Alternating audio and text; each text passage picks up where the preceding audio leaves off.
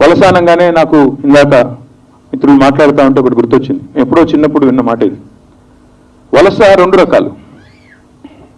కొంతమంది అమెరికా పోయే వాళ్ళకి, ఆస్ట్రేలియా పోయే వాళ్ళకి, ఇంగ్లాండ్ పోయే వాళ్ళకేమో ఈ ఒక రకమైన వలస, ఒక రకమైన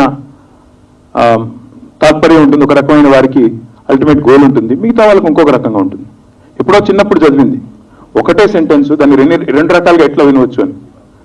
ఒక ఆయన అంటారు జీవితం ఆశల తోరణం అంటారు. కాదు కాదు, జీవితం ఆశలతో రణం అని ఇంకొకరు అంటారు.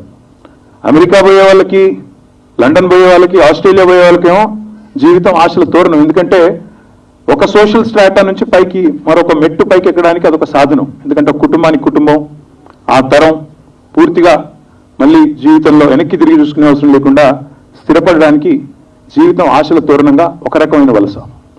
మరొక రకమైన వలస